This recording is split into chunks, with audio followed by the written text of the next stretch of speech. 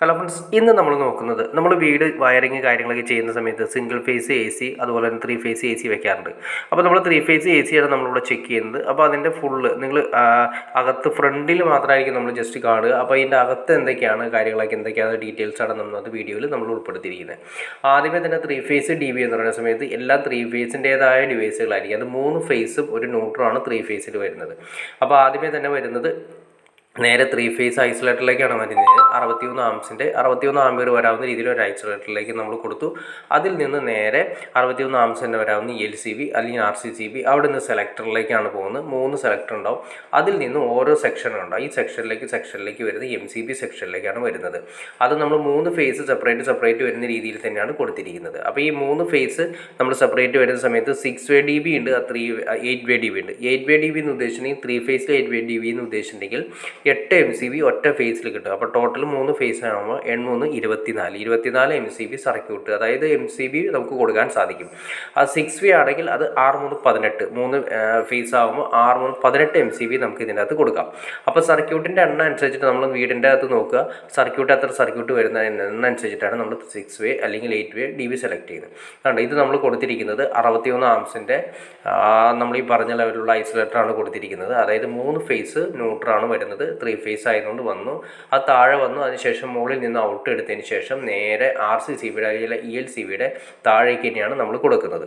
അപ്പോൾ അതിൻ്റെ അത് കറക്റ്റായിട്ട് കാണിച്ചിട്ട് അത് 30 മില്ലി ആംസ് അല്ലെങ്കിൽ 61 ആംസ് എന്ന് കറക്റ്റായിട്ട് മാർക്ക് ചെയ്യുന്നു. ഇനി അതിൽ നിന്ന് ഔട്ടാണ് നേരെ RYB എന്ന് പറയുന്ന രീതിയിൽ ആ റെഡ് ഫേസ്, അതുപോലെ തന്നെ വൈ ഫേസ്, അത് പിന്നെ വരുന്നത് യെല്ലോ ഫേസ്, അത് കഴിഞ്ഞ് പിന്നെ ബ്ലൂ വരുന്നത് നീല ഫേസ്. അങ്ങനെ 3 ഫേസ് കാര്യങ്ങൾ ഈ 3 സെലക്ടറിലേക്കാണ് പോകുന്നത്. ഈ 3 സെലക്ടറിലേക്കും എല്ലാ ഫേസും പോകും, അതായത് 3 ഫേസും പോകും.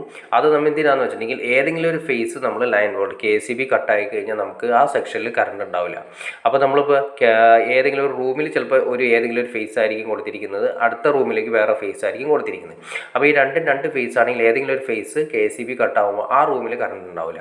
അപ്പോൾ നമുക്ക് ആ സെലക്ടർ ഉപയോഗിച്ചിട്ട് നമുക്ക് ആ അത് കറണ്ട് ഇല്ലെങ്കിൽ നമുക്ക് അതിലേക്ക് ഫേസിലേക്ക് മാറ്റിയെടുക്കാം. അപ്പോൾ അതിന് വേണ്ടിയിട്ടാണ് 3 ഫേസ് ഉപയോഗിക്കുന്നത്. അപ്പോൾ എൻ്റെ ഒരു അഭിപ്രായത്തിൽ പറഞ്ഞാൽ 3 ഫേസ് കണക്ഷൻ നിങ്ങൾ എടുക്കുന്നതിന് TPN DB ഒഴിവാക്കിയിട്ട് സെലക്ടർ DB തന്നെ സെലക്ട് ചെയ്യുന്നതാണ് ഏറ്റവും നല്ലത്.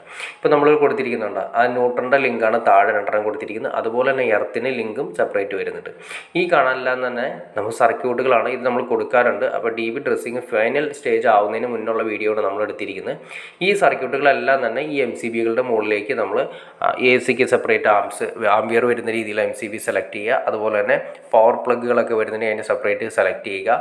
അങ്ങനെ സെലക്ട് ചെയ്തിട്ടാണ് നമ്മൾ ഈ പറയുന്ന ഓരോ സർക്യൂട്ടിലേക്കും നമ്മൾ കൊടുക്കുന്നത്.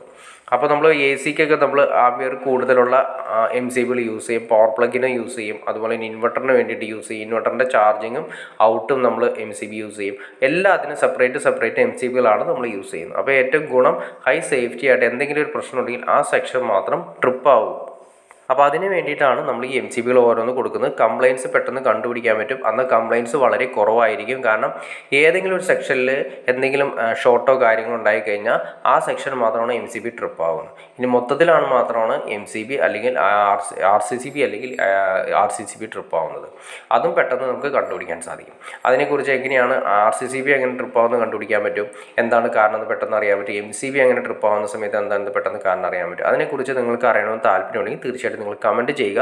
അപ്പോൾ അതിനെക്കുറിച്ച് നമുക്ക് ഡീറ്റെയിൽ വീഡിയോ ചെയ്യാൻ സാധിക്കുന്നതായിരിക്കും. അപ്പോൾ ഓക്കെ ഫ്രണ്ട്സ്, നിങ്ങൾക്ക് വീഡിയോ ഇഷ്ടപ്പെട്ടെങ്കിൽ തീർച്ചയായിട്ടും ലൈക്ക് ചെയ്യുക, ഷെയർ ചെയ്യുക, ചാനൽ ഒന്ന് സബ്സ്ക്രൈബ് ചെയ്യുക. ചാനൽ സബ്സ്ക്രൈബ് ചെയ്താൽ നമുക്ക് ഇതുപോലുള്ള ഈ ഇൻഫോർമേറ്റീവായ വീഡിയോസ് ചെയ്യാനുള്ള ഒരു മോട്ടിവേഷൻ ലഭിക്കുള്ളൂ. അപ്പോൾ തീർച്ചയായിട്ടും ചാനൽ ഒന്ന് സബ്സ്ക്രൈബ് ചെയ്തേക്കുക.